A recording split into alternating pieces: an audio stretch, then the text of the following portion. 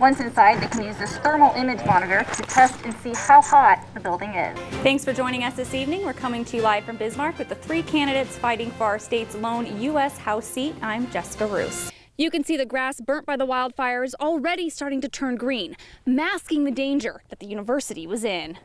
As the city expands, housing units will fill in around oil pumpers like this one. Republicans have been giving their victory speeches for the past few minutes, and one of them is Representative Kevin Kramer. Congratulations. So what are you feeling tonight? We'll have you hold the music. Okay.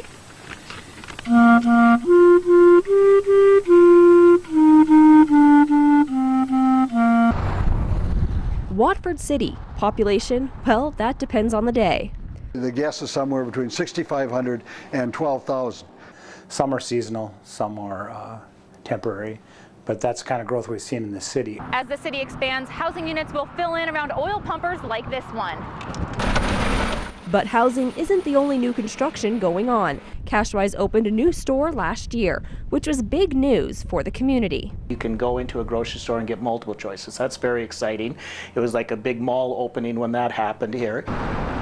Another addition to the city was 4 new hotels, and the growth in that sector isn't over. There's at least 2 more hotels in the works. Which is very exciting for us to be able to offer to people an accommodation that's not just the oil worker that is there. There's still there's now rooms available on the weekends that people can come and visit, and actually, for that matter, rooms available throughout the week. While many residents are excited about the growth, some say enough is enough. We enjoy, bigger stores because you have better variety. But all in all, we've been content with our little town the way it was. But like it or not, there's no going back now. For NBC North Dakota News, I'm Jessica Roose. Crowds line the streets as specialist Tyler Orgard headed to his final resting place. It's an honor to be here and pay tribute to him as he passes by. He's one of our soldiers, and we need to show respect for him. He gave the ultimate sacrifice.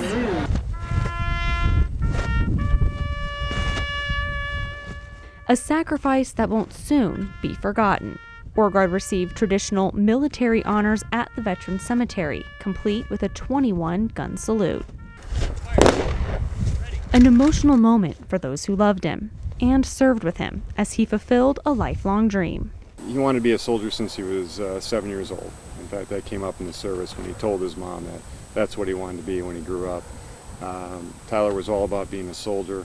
Orgard was serving his first mission when he was killed. He had just finished basic training 4 months before deploying in April.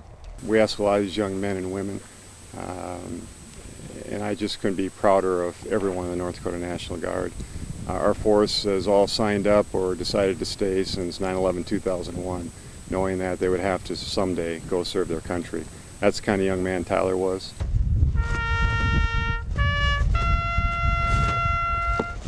He was going to do his duty. He did his duty, and he died for all of us.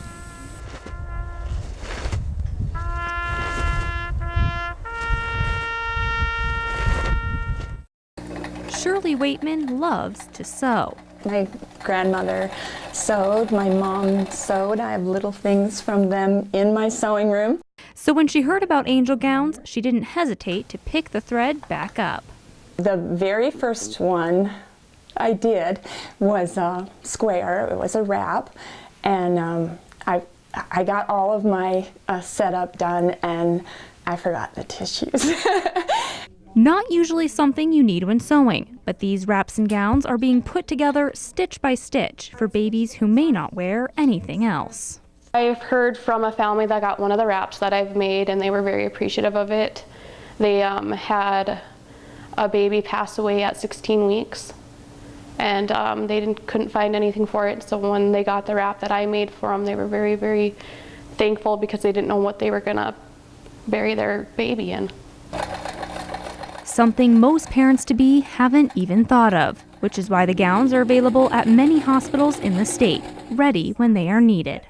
They seem very well accepted. It's just like I said, anything they can take home that they know touched that baby before they have to say goodbye is an amazing piece for them to have. Even more amazing is that each gown is created from a donated wedding dress. I had one mother tell me that the reason why she was so happy that they were coming from wedding dresses was because it meant something to somebody else. It wasn't just something that you just went and bought. It had meaning behind it. It was, you know, it represented love. It represented a union of two people. And the women behind the spool of thread say they put the same amount of love and prayers into every dress they make.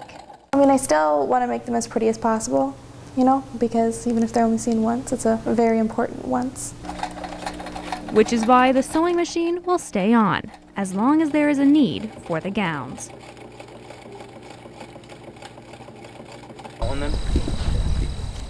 Firemen are usually never on scene before flames spread, but Saturday emergency responders got to jump on a fire as part of a training exercise. One burn in each room is what we're planning on. Andy Beck coordinated this drill to help firefighters train for the real thing. We're getting fewer and fewer structure fires, and you know, in the past that's where you would get that experience, but you know, with this facility we're able to get that experience in a controlled environment.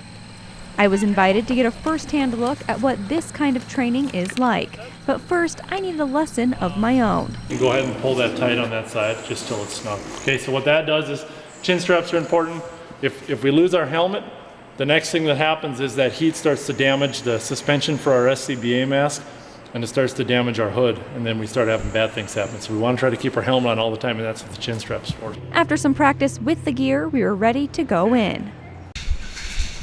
We're able to simulate the conditions that are basically what we see on a regular room and contents fire in a single family dwelling or a smaller commercial building. So it gives them a chance to see ahead of time some techniques that work and maybe some mistakes that they might make, and we can work through that before we go to our first fire. Once inside, they can use this thermal image monitor to test and see how hot the building is. What's your temperature on top? Okay, go ahead, Derek.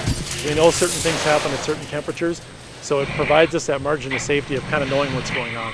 A flashover is one of those things that firefighters need to experience in order to understand how destructive the forces of a fire can be. All of those items in that room will off-gas when they hit a certain temperature. And the flashover is when the temperature in that room ignites all of those gases in that room. So as you can imagine, it's not a very good environment when that happens. Outside, just the sun beating on it, it's 107. The thermal image monitor also provides a window to see victims who may be hidden by smoke in the building. You work. This training exercise hopefully prepared these firemen to handle the hidden dangers every call can create. For NBC North Dakota News, I'm Jessica Roose. Good afternoon. Welcome to the Noon Report. Today's Tuesday, May 5th, and I'm Jessica Roose. A court case against a former North Dakota Teacher of the Year is on hold. A North Dakota town of about 40 people has been evacuated after a train derailment Wednesday morning. And now meteorologist Henry Blakes joins us with a first look at your weather. And Henry, are we going to have some showers like we did yesterday? You know, Henry, it was just a few weeks ago that we were begging for rain because of the dry conditions, and it looks like we're finally going to get some.